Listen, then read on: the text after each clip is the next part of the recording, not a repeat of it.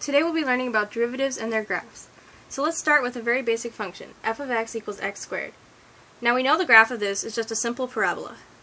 If you were to take the derivative of f of x, you would get f prime of x equals 2x, using the power rule. And if we were to graph that, you could probably plug in points and just get this line. But there's also a different way that you can use to graph derivatives. First of all, remind yourself that a derivative is nothing more than the slope of a tangent line, at any given point on a function. So we look at the slope of this parabola.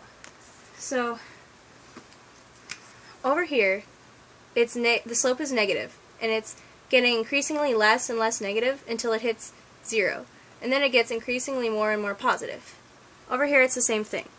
It's negative, negative until it hits 0, and then it gets positive.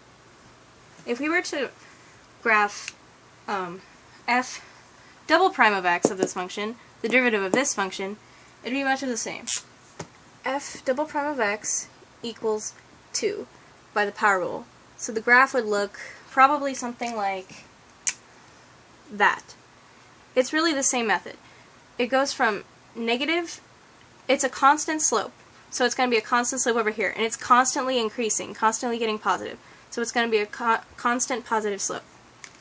But sometimes, so there are some rules that you can remember to help yourself when you are graphing derivatives.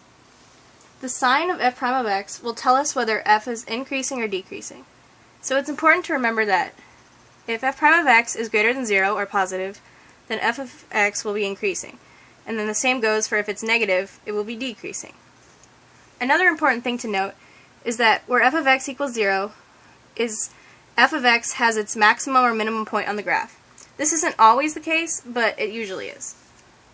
So if we look at these graphs, where f of prime of x, the absolute minimum of f of x is 0 right here at 0.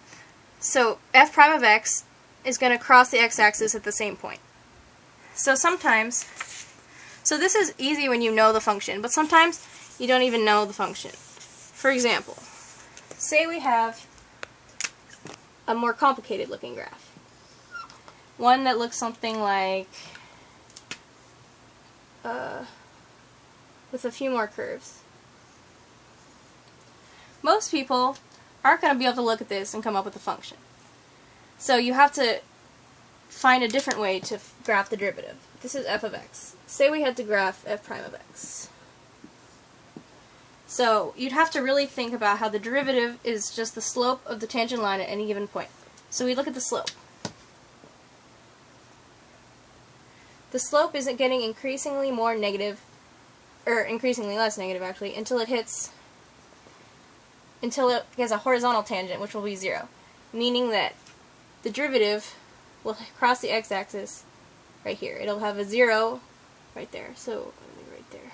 So then it gets increasingly, then it gets positive, positive. So it's going to look something like, it'll start off negative, negative, then it'll hit 0 right there at the absolute minimum of the graph. And then it'll go positive, hit 0, about there, and then slope will be positive, positive, so it's going to be positive a little bit again.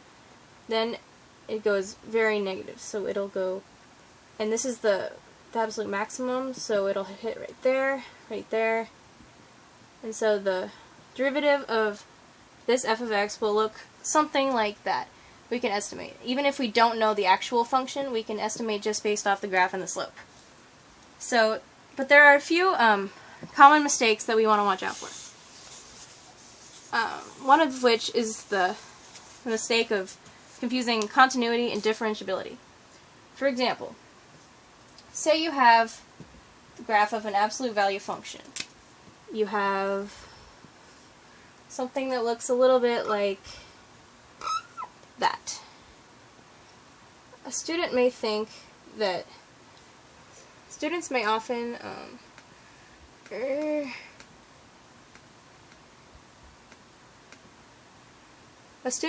think that if f of x is continuous, at x equals a, then it must be differentiable at x equals a. But this is not always the case.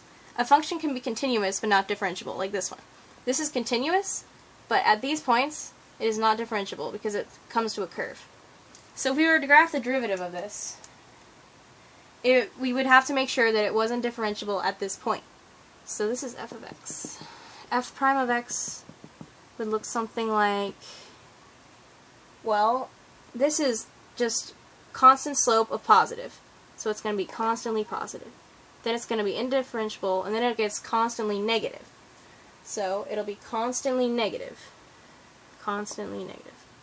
And then it can't be differentiable right here, so you have an open circle. And then it's constantly positive again, so you have to make sure it's in the positive region of the graph. And then it goes constantly positive from there on out. So the graph of this will look something like this, because it won't be differentiable at these points. Even though it's continuous, f prime of x is not. So there you have it. Those are some basic ways to graph derivatives. Thank you for watching, and I hope you enjoyed.